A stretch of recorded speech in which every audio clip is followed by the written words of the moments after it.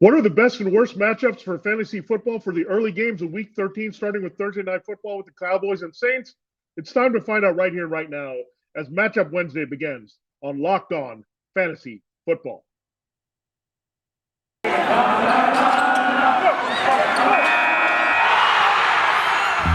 Locked On Fantasy, your daily NFL fantasy podcast. Part of the Locked On Podcast Network, your team every day.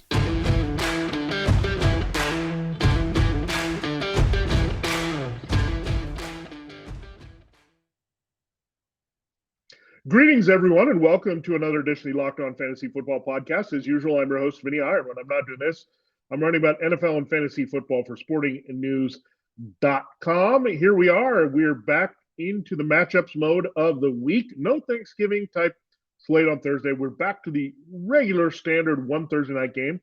The Cowboys and Saints, who did play on Turkey Day, will play again here. So they get a full week here to perform in Week 13. So we'll break down that game and then look at 6 other games. We have a 14-game slate for you. So we'll take 7 of the games today on Matchup Wednesday, and that would leave 7 for Matchup Thursday all the way through the Sunday night game and the Monday night game for you. The Broncos traveling to the Chiefs and the Patriots going to the Bills to close the week. But we'll get to all those games, get in depth, look at everything you need to know from a fantasy football and gambling perspective here on this edition of Locked On Fantasy Football. Before we do that, thanks for making Locked On Fantasy Football your first listen every day. We are free and available to you on all platforms, and thanks again for listening and supporting the show. Time to break things down. Cowboys Saints, a lot of things we're trying to navigate through in this game, and one of them was the situation with Amari Cooper. So let's start with Cowboys here. COVID mini outbreak for Dallas, and we know that was going to cause a problem for some teams at this time of year, especially if there were some non-vaccinated players. And we're looking at you, Amari Cooper. You already missed 2 games for us.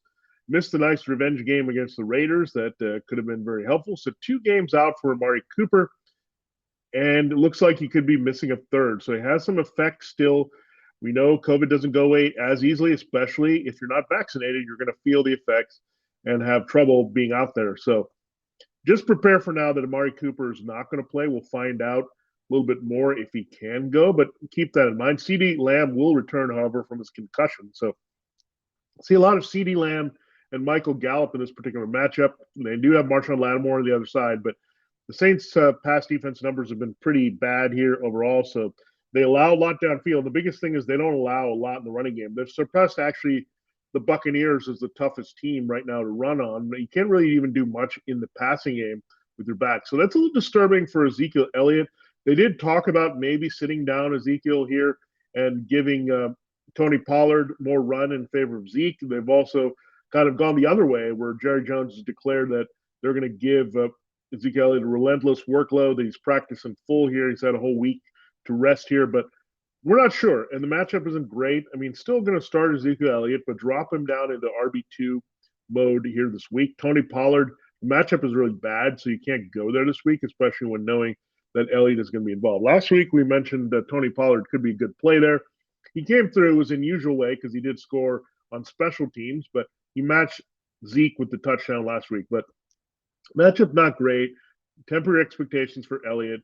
If you've got comparable backs that you know are getting a big workload, say you lucked in and say Alexander Madison or Jamal Williams are there and you have them as an alternative in that game, the Vikings-Lions game, we'll talk about that game actually next, you could go there if you're really worried about Zeke.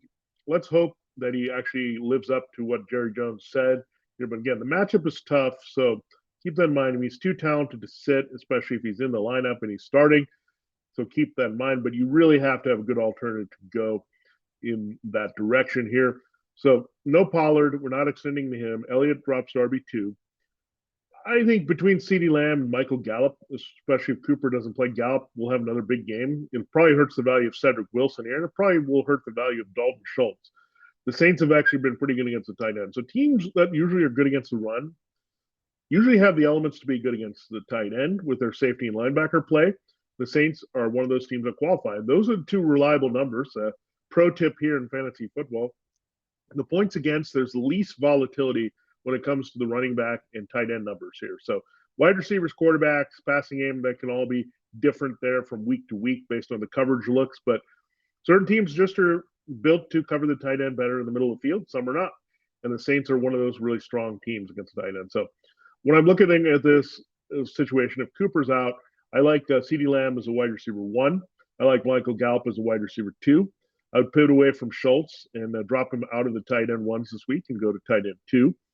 If Cooper plays, he could be the guy that sees Lattimore, and that could actually keep the value up there for the other 2 receivers here. But figure more passing volume from Dak Prescott in this game. They're going to have to do that, try to jump on the Saints, try to render them one-dimensional with their situation here this week. Now, Cowboys defense, you could play them. They're getting Taysom Hill. So Taysom Hill kind of changes things up where he's not going to take as many chances of throwing with Trevor Siemian, and the sacks may not be as available. But we have to watch here the Saints' offensive line. They've been missing some key pieces here all the time with their offensive tackles. And those 2 guys look like they're going to be out again. We thought Ryan Ramczyk could return at right tackle with a knee injury, but Taron Armstead with his knee at left tackle is looking out here, according to the latest report here.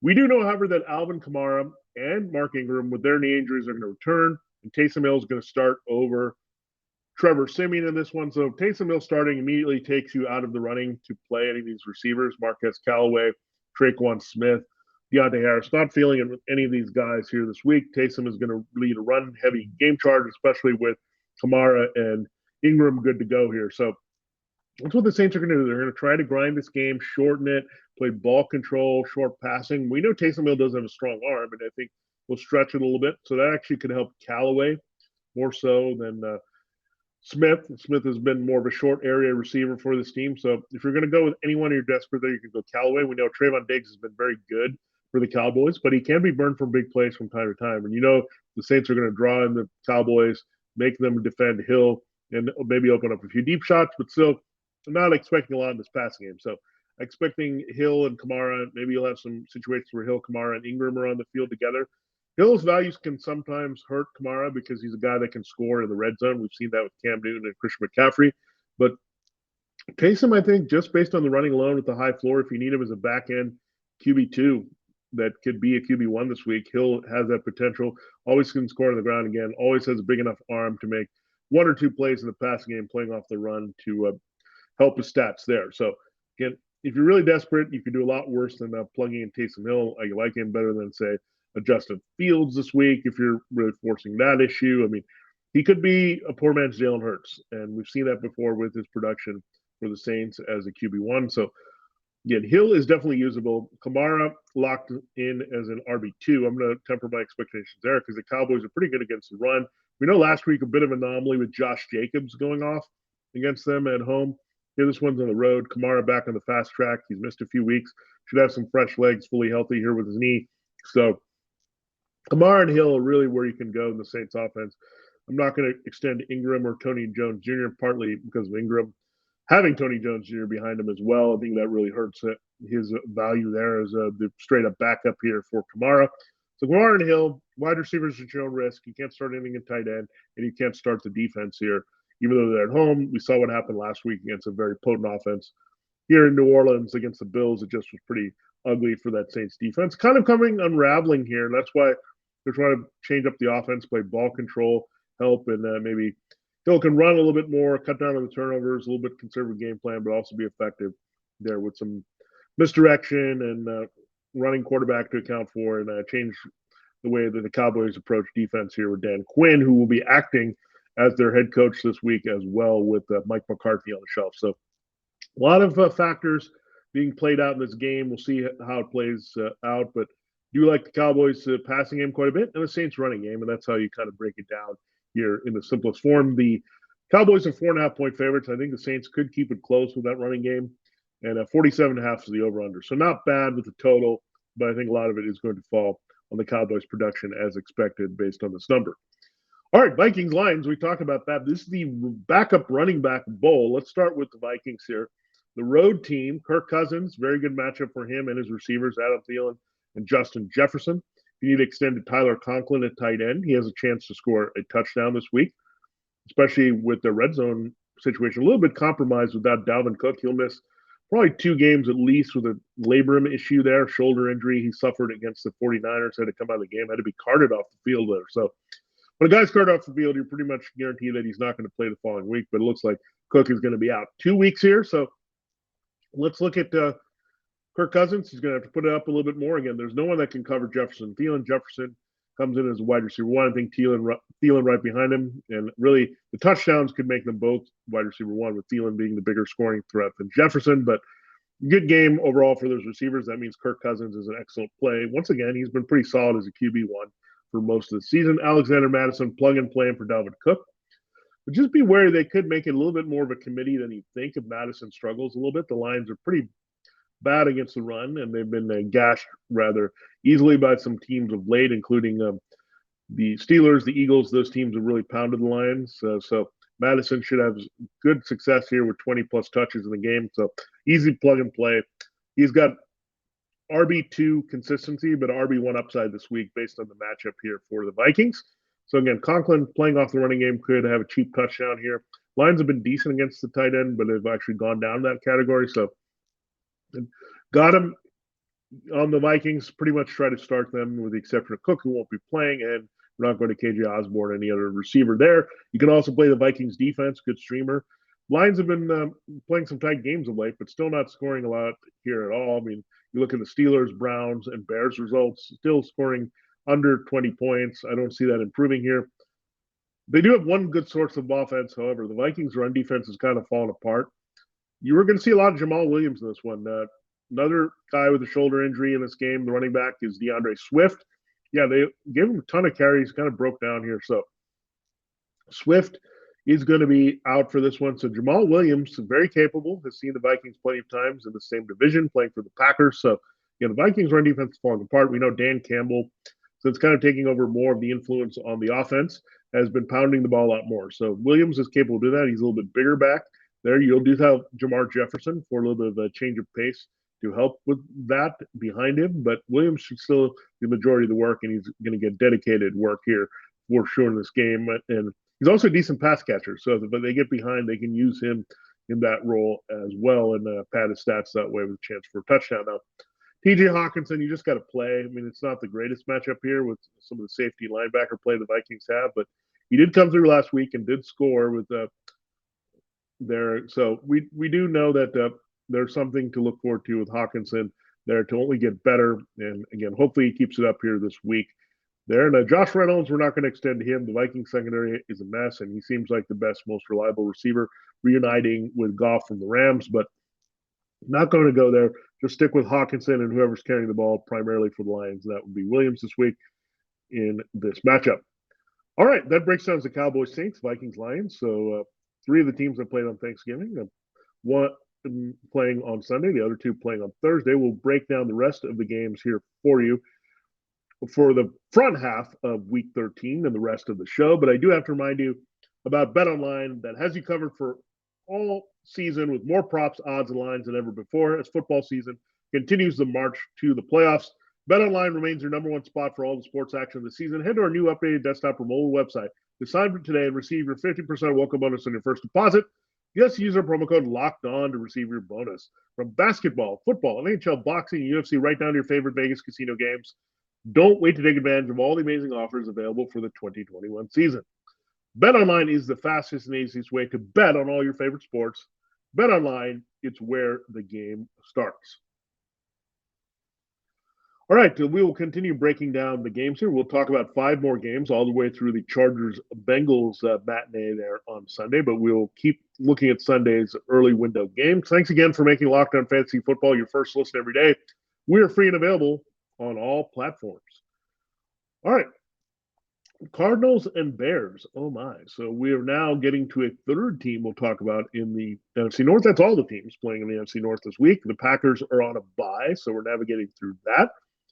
Cardinals, 7.5-point favorites, 45.5 is the over-under. When you look at that number with Arizona going to the road in Chicago, you're looking at Kyler Murray returning. That's why that number's that big. If it's Colt McCoy on the road, we're probably not going to see it that high, maybe around 4.5, maybe 3.5 if it's McCoy. But Kyler Murray, we're pretty confident he's returning here from the ankle injury. He's had plenty of time to rest it. They had a bye week last week, so He should be good to go. And whoever's healthy for him at wide receiver, they should be very effective. Now, DeAndre Hopkins, if he goes, he probably will see Jalen Johnson, who's the Bears' best corner, but they have Kindle, Valor, and these other really bad corners, whether it's slot on the outside, that the Cardinals can navigate through. So if Hopkins is in there, they can move him around, have him be effective. He's probably less likely to play here than Murray. Murray should be a full go here with the ankle, but the hamstring has been nagging, and it's an issue there for Hopkins. Remember, he came back and tried to play in a game, and he aggravated it, so that was a problem as well. So it may have become a longer injury than first anticipated because of that scenario. So we'll see how it plays out. But I really like Christian Kirk in this game. If Hopkins plays, it's even better because you figure Johnson is going to try to shadow Hopkins and give Kirk a real opportunity to work on the other corners here. So AJ Green, they could involve him a little bit more. Zach Ertz has also got a tough matchup as the tight end there in the Bears coverage. So it should scream wide receiver game. Maybe involve a little bit of Rondell Moore. If you're really desperate, deep league flex, you can look at Rondell Moore there to play him. But I really like Christian Kirk here as a wide receiver 3 with some upside. If Hopkins plays, he's in your lineup, but maybe treat him more as a wide receiver 2. I mean, the numbers would merit that. The injury would say that. And the potential matchup here also says that. So AJ Green, a bit of a dart throw. His usage from week to week is hard to predict here. I think Moore is going to be more involved, so that's probably going to cut into Green again like it did earlier in the season. And Kirk, again, should be rather effective as a wide receiver 3 with a wide receiver 2 upside this week. Ertz, I'm going to try to avoid it. You might be stuck playing him, but the Bears, again, by the numbers, it's not a good matchup for the tight ends. And you can play the Cardinals defense. Good spot to rebound here. We'll see what happens with the Bears offense. Is Andy Dalton going to return as a starting quarterback, or are they going to adjust the fields, or is ribs good enough to play? So a little bit of mystery there. Andy Dalton did play rather well against the Lions, but this is a much tougher matchup here at home. The Cardinals pass rush is pretty good here, leading the charge. They have decent secondary guys as well. So Andy Dalton or Justin Fields, you can't trust too much in the Bears pass game. Really, we'll see if Allen Robinson can return from his hamstring injury like DeAndre Hopkins, something we're monitoring there. But he might be slowed down again. They did play last week, and he hadn't had a chance there to get a bye to really heal. So it could really trend here toward more of Darnell Mooney. Mooney's the man. He's just doing it. I mean, it's big week after big week he's had here of late as the Bears clear-cut number 1. He's going to be that guy next year when Robinson walks in free agency. So already getting a jump in on that. And it doesn't matter if it's Dalton or Fields. They love Mooney and what he can do, and he's just been a dynamic player. Now, David Montgomery's there. I'm not thrilled about David Montgomery, but it could be a little bit of a grind here for Monty this week. The Cardinals are pretty decent against the run, but by volume alone, he's a good play here for the Bears. So really Montgomery and Mooney, you can't really extend to Cole Kmet. The Cardinals are actually the number 1 tight end defense in the NFL, so it's not going to work out. They just don't target Kmet enough anyway. So Mooney and Montgomery, the DMs, slide into the DMs. Don't go anywhere else here for the Bears in this game, and you can't start their defense. I know Kyler's got the ankle injury, and this offensive line can give up some sacks, but I think you look at the Cardinals, they're also going to get it done on the ground with James Conner in this one. So sneaky stack this week, James Conner and the Cardinals defense, if you're looking at DFS. I don't expect Jesse Edmonds to be back for a while here, so Conner in a really good spot here to smash it, and the game script should really favor that running game as well. So, yeah, good spot for Conner to stay hot here. Coming off the bye, well rested. They'll definitely ride him well in this nice power running game down the stretch. All right, let's turn to the Bucs-Falcons game. This one is in Atlanta, so in controlled environment, again, like the Saints-Lions game. So let's look at this. Minus 11, the spread is up to 50.5 is the over. That's the number we're looking for. Number over 50 for some pointage and scoring overall. So let's look at the Tampa Bay Buccaneers. Antonio Brown has a good chance to return, according to multiple reports here. So that would change the game for Tom Brady. I think Tom Brady, the numbers, you can probably correlate the numbers to Brown being out, because what Brown does is he helps stretch the field. So you can get the big plays for Brady. Teams are also playing the zone coverage, but Brown changed the game here, because then you're stuck between Brown and Mike Evans and Chris Godwin. It makes them a lot harder to defend, especially when Rob Gronkowski is doing big damage down the seam, which he's done the past 2 weeks, returning from his back spasm. So really the Bucs are a rollout team this week. Start him if you've got him. So Tom Brady, I think he could be the top QB on the entire board in this matchup. He destroys the Falcons. We know that going back to the Super Bowl. So he's had a lot of success against this team. So Brady, especially Brown's in there, and now Gronk is balling out, you could see a Brady game. Last week was the Leonard Fournette game, and we love Leonard Fournette. Had the 4 touchdowns last week. He's not going anywhere as the workhorse of his team, getting 20 touches, and the game script says he could be busy here in the second half. But this is one of those games where I think Brady finally gets on track, like we saw before the Bears game, where he just lights the team up. He's been waiting for AB to be out there, so AB goes in right away as a wide receiver 2. Mike Evans, a little bit TD dependent and big play dependent as a wide receiver 2. Chris Godwin should see his volume restored here with Gronkowski, who just kind of took over and went off last week there in the matchup. So really, Brady's due for those games. I mean, he's rather quiet against the Giants, rather quiet against the Colts. A lot of it tied with Fournette and doing a little bit more of the scoring, Ronald Jones too. But again, we know there's always regression to the mean, whether it's positive or negative. He's got 30 touchdown passes. He leads the NFL. It's time to get that number up, and I think Brown is a difference maker in that role. So look for Brown to play. That's going to help Evans and Godwin, their production, get attention. The Falcons do like to protect against the big play as well, but look, the Bucs, completely different offense when they have that third elite receiver, and that's what Brown is. I mean, he's back to what he was before. So let's hope he's in there. Again, all those guys are wide receiver 2s with the big-time upside here with Brady in this particular matchup against the really bad Falcons secondary overall. And Gronkowski, Gronk smash, Gronk play. Gronk is locked in as a tight end 1 once again. The Bucs defense, we said to play him if you got him. So Brady, Fournette, Evans, Godwin, Brown, Gronk, and the Bucs D all can go here. So if you need Ryan Suckup, you can go. There were indoor kicking as well for him in this great matchup. So yeah, this is the time of year the Bucs really turned it on last year to a surge in the playoffs, and we know what happened from there, going on the road and then winning the Super Bowl. So their team is going to show up in juggernaut mode here this week, and the Falcons can try to do their best to keep up here. So when I say that, that's favorable to Matt Ryan. There could be some sacks and turnovers for Matt Ryan, but you look at the volume. Kyle Pitts had a massive game against the Buccaneers the first time around. You have Russell Gage. If you really need him as a wide receiver 3 or flex in deeper leagues, you could go there. I look at Pitts. I think he'll bounce back nicely as a tight end 1 this week. So the Bucs are just going to let the Falcons move the ball down, up and down here. You have Cordarrelle Patterson as a intriguing weapon here. So if you shut down a little bit of the traditional running game, the Bucs can give up numbers there through the passing game, and we know that Patterson is a versatile hybrid here. So they'll get him involved as usual. Work to the backs, work to Pitts, spread it around at wide receiver, and Matt Ryan can put up some good garbage totals here, trying to play catch up and playing behind Brady here for much of the second half. All right, that takes care of 2 more games on the schedule. We still have 3 more to talk about here from the early games of week number 13. They're all 1 p.m. Eastern time games. We'll transition slowly to the other games in the late afternoon and the prime time closers there on Sunday Monday Night Football on the next show.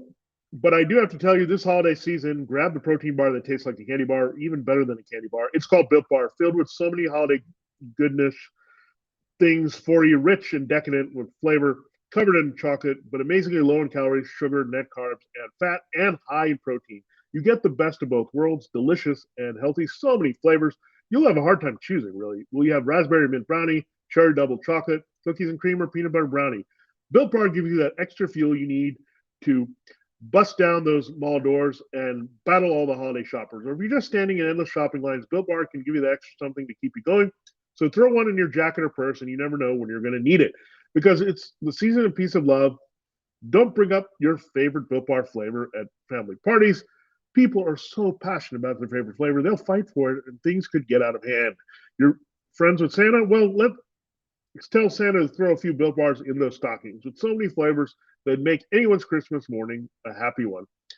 Want to cozy up with something warm? Here's a holiday secret. Dip your Built Bar into a piping hot cup of cocoa, let it melt a little, and give your beverage a bit of that Built Bar flavor. Plus, you have a nice melty Built Bar to go with it. So be sure to have a couple napkins on hand. And like some of those marshmallow treats around the holidays, you need to get your hands on Built Bar Puffs. They're light, fluffy, and marshmallow through and through. Different flavors all covered in chocolate. Taste so good, you won't believe that they're filled with protein. Now, you got to get in on Built Bar. This is the only way to do it. Go to Built.com, use the promo code LOCK15, get 15% off your order. Use the promo code LOCK15 for 15% off at Built.com. All right, it's time to close the show with three more matchups here from the early side of games here from week 13. Let's go to Houston, where the Colts travel to play the Texans. The Colts are 9-point road favorites here. 45.5 is the standing over-under, so a little lower scoring than we would like. But let's get to the Colts here. We know who is the smash guy, Jonathan Taylor. Plug him and play him. He still came through. Took him a while against the Buccaneers in that tough run defense, but second half, started getting downhill, started putting up the numbers. Weren't spectacular, but given the level of difficulty of that game, it was a very strong game for Jonathan Taylor. So he goes back to Jonathan Taylor destruction mode, probably with multiple touchdowns, easily, again, over 100 yards in scrimmage there. So really, Jonathan Taylor show, get him in all your lineups, RB1, smash it all over DFS as well. You definitely want a good share of him in cash games, especially this week. Now, where else do you go in the Colts offense? The bigger question. Carson Wentz was dealing against the Buccaneers. There were some turnovers there, but I think Wentz will get going again. And this time I think he'll do it with more Michael Pittman Jr. Last week, T.Y. Hilton probably stole a touchdown, but Pittman, the type that he scores, Pittman was rather quiet. He's been rather quiet for a couple straight weeks, but this is a week where I think Pittman gets going, and he could easily be a red zone threat. They need to get him going. The Texans secondary doesn't have much here, so again, you'll see some throws to Pittman. They're also very comfortable with Jack Doyle all over the field in the red zone. Doyle has been very consistent. So I like Pittman and Doyle. I'm not going to extend to Hilton this week. I know Hilton has a great history against the Texans, but he just looked a bit pedestrian last week. He wasn't really stretching the field, wasn't looking all that good. They did pivot to Ashton Dulin for a big play, so he might be the big play threat. But Pittman, they know they need to get him more involved and effective. So playing off the run here with John Taylor and RB1, I think Pittman rebounds as a wide receiver 2 for sure in this game. And you look at Jack Doyle, very playable as a tight end back end there as a good scorer here. He's back working with Carson Wentz. A little bit of Zach Ertz type chemistry starting to develop between Doyle and Wentz. Remember, Doyle was battling some injuries early in the season, played through it. Mo Alley Cox was a preferred guy, but Doyle really coming through. He's on the field also because he's an amazing blocker here for Jonathan Taylor, and that helps as well. So, again, we told you about the correlation between run defense and tight end defense. Well, there's a correlation between rushing offense and tight end offense, and there's that here for the combination of Taylor Doyle. So Taylor Doyle, Pittman, if you need Carson Wentz again, you can certainly play him. He's a strong streamer last week. The matchup is very beautiful this week. You can also play the Colts defense in this one. Texans, I'm going to be very wary of playing any Texan still that isn't Brandon Cooks. You might hear some Tyrod Taylor recommendations, but there's been some good matchups for Tyrod Taylor for multiple weeks. We haven't seen much because, again, they don't have much around him. This line is crumbling. This running game is down to David Johnson and Rex Burkhead now with Phillip Lindsay and Mark Ingram gone. The results haven't been great. This offensive line's not playing all that well. Taylor's touchdown and running dependent for his own production here. So, no, I'm going to always trust Brandon Cooks. He can work underneath that zone defense, have another good game like he did last week. Big play touchdown there against the Jets. But that's it. That's where I'm going with the Texans and avoiding everything else. Colts principles will come through. We want Pittman to rebound. I think he'll come through here and join in the fun with Wentz, Doyle, and Taylor this week. All right, let's turn to the next game, the Eagles-Jets. This one could be a bit ugly, folks. 6.5 is the spread in favor of the visiting Eagles. Actually, the Eagles are playing exactly where they were last week. MetLife Stadium, they lost to the Giants, so they're hoping for a much better result. They get a slightly worse opponent this week. I think the Jets are a worse team in many ways than the Giants. So let's start with the Eagles here. Jalen Hurts, good rebound spot. They'll probably go run heavy again, but Jalen Hurts is a big part of what they do there, and he can score. And I think this is a good rebound game for Dallas Goedert again. Jets' run defense is terrible. They also can't cover the tight end. There were some missed throws from Jalen Hurts to Goddard last week. Overcorrection, the tight end gets involved, and I think he's going to find pay dirt in the end zone. Finally, you want some more out of Goddard. This should be happening. He's open. It's just a lack of quarterback play and commitment to getting the ball to him. I think that changes here this week. So Dallas Goedert, stick with him. I think he's a good DFS play. Everyone's going to be off him after the one catch, 0-yard performance last week against the Giants. A terrible clunker there, but he's too good, too talented, where the Eagles need to say he needs to be a big part of the offense. We're going to look to him in the right spots and come through here. So Hurts should be fine running and getting it done. Devonta Smith also has a really good matchup here for them in the passing game. You can bet he's going to trust Devonta Smith and Goddard a lot more after the mess with Jalen Reagor dropping key passes there. That could have turned the Eagles' loss into a victory last week. So they're going to trust their principles here. So Smith, I really like as wide receiver. 3 is upside. Dallas Goddard is back in tight end. Hurts still a QB1. I know last week was pretty ugly against the Giants, but don't sit him down. I think he'll still be effective here. He's at a high floor and a pretty good ceiling for most of the season. So I think that continues here this week. He'll find the end zone, probably have another 60, 80 rushing yards here for him. So, yeah, you can book that in. That's already 14 points for you right there. And building from that, that's a pretty high floor in fantasy. Now, who's going to run the ball with Jalen Hurts? We'll see. Miles Sanders has a bit of an ankle re-injury there, so we'll have to see if he can go. We know Jordan Howard is going to probably miss more time with his ankle injury. Kennedy Gainwell still rookie that they don't trust in a lot of roles unless there's a negative game script and they have to throw quite a bit, which happened last week. They were trailing and trying to catch up in the game, couldn't quite finish the job against the Giants. So Boston Scott can be extremely busy if Sanders is banged up. Boston Scott's proved to be more than like a scat back. He can score in the red zone, has some power running capabilities here. That's why they went with him in the early downs there. They prefer Howard to that role, but Scott is a little bit more versatile, and it can still get the job done. So if Boston Scott's in there, this is the number one matchup for running backs this season. Really good. You can have it cheating with Boston Scott to get an RB2 with RB1 upside should Sanders miss the game here this week. So a lot of that going on. We've talked about Alexander Madison there for the Vikings and Jamal Williams. So Boston Scott could also have a similar effect. And there's one more of those type of players we'll talk about on tomorrow's show as we break down the later games. But yeah, Scott really could have a nice role in this game should Sanders miss it. And you look at it last week, Sanders actually got fewer snaps than Scott when both were healthy. The ankle late did not help Sanders, and they could just be careful with him. And maybe they just like Boston Scott a little bit more than what he's done in this offense here with Nick Sirianni. Again, remember Miles Sanders holdover from the previous coaching staff, so they like Sanders, but I think they like Boston Scott, the finishing ability, a little bit more explosiveness really right now when you look at those two backs at this very moment in their states of health. And you can definitely look at the Eagles defense in this one. The Jets, Zach Wilson, still a mess. Trying to figure out things in offense. Corey Davis will try to return from the growing injury, but I don't love the matchup at all with Darius Slay on the other side. So good night, Corey Davis. Elijah Moore I like in every game. The Eagles play zone defense, a lot of short passes, quick underneath throws there. They don't really use the tight end as much. So Jameson Crowder, hard to trust. He just disappeared here. Other receivers, Braxton Berrios. So still it's Moore as a short area guy. Ryan Griffin definitely has a good matchup, but you can't trust him at tight end at all with Zach Wilson. He hasn't really thrown too much to tight end. But running back, what do you do here? Good luck here between Austin Walter, Ty Johnson, and Tevin Coleman. You can't really go there. So really the only Jet that I feel somewhat comfortable about playing this week in this matchup at home is Elijah Moore, the rookie there, can get it done. But everyone else kind of pump the brakes on. But I think rebound game big time for Smith, Goddard, and Hurts on the other side. And watch for the Scott role here. Should Sanders have to miss the game or limited or see a little bit more of a reduced workload with that injury here this week. Finally, let's go to the Chargers-Bengals game. Again, this is only 7 of the matchups as we wrap up here. We do have to break down 7 more of these games all the way through Sunday Night Football, Monday Night Football. We'll do that tomorrow's show. Chargers-Bengals. I like this game for the early window. Probably the best overall exciting game for the early window. The Bengals are only 3-point favorites, so basically a home field advantage. Pick them here. 50.5 is the over-under. So let's start with Justin Herbert. I mean, the Bengals are a vulnerable defense in some areas. They're pretty up and down. We've seen them shut down some teams, but they also can be burned for some big numbers. So I think Justin Herbert can take care of that. I mean, they're not going to run all that well. So I think it's a passing team. So Keenan Allen really comes in as a wide receiver 1 this week. Austin Eckler can smash it out of the backfield with his receiving as an RB1.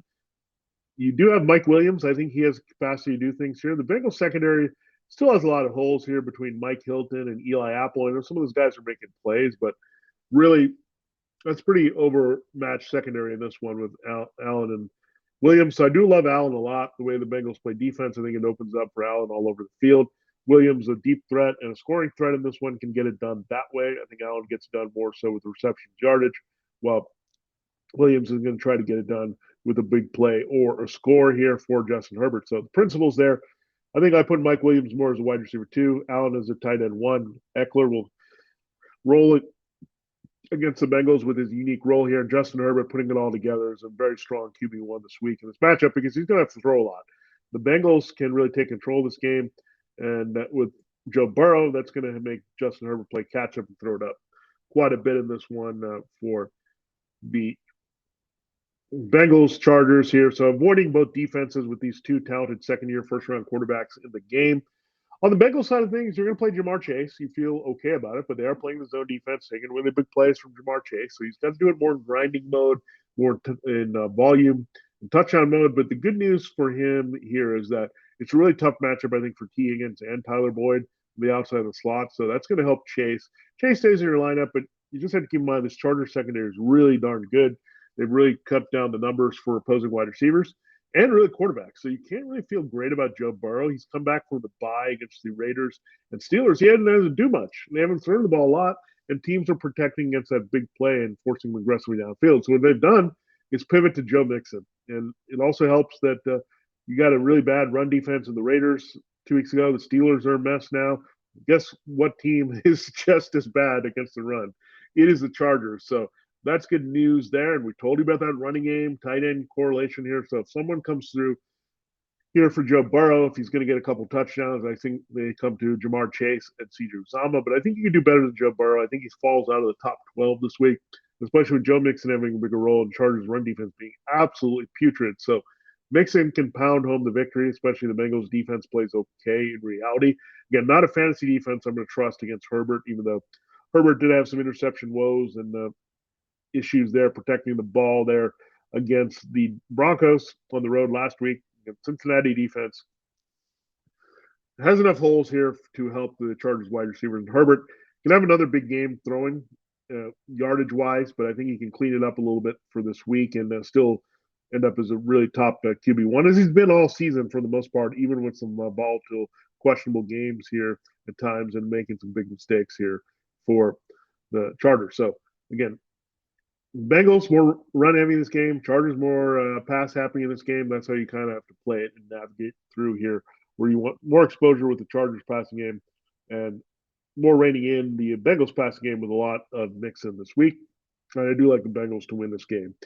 At home, it's a tough road trip for sure, going across the country for Los Angeles here. And two former Sean McVay assistants, so it should be a pretty good duel here between Brandon Staley and Zach Taylor. All right, there's your look at the first 7 matchups here of Week 13 for fantasy football from a reality and fantasy football perspective, including betting here. So we like to break it all down for you in full. Thanks for making Locked On Fantasy Football your first listen every day. Again, don't forget his matchup Thursday. We'll get through a lot of the good action there in the back end all the way through 49ers, Seahawks, Broncos, Chiefs, and Patriots, Bills. So a lot of marquee games to talk about and what you should do in fantasy football. With those, what you want to learn about is betting here on the network. So you got to make your second listen Locked On Bets, your daily one-stop shop for all your gambling needs. Locked On Bets, hosted by your boy Q with expert analysis and insight from Lee Sterling. It's free and available to you, like this show, on all platforms. For Locked On Fantasy Football, this is Vinnie Iyer. Good luck in figuring out your matchups here ahead of Week 13. And we'll come back tomorrow and break it all down for you again for the back half games on Matchup Thursday.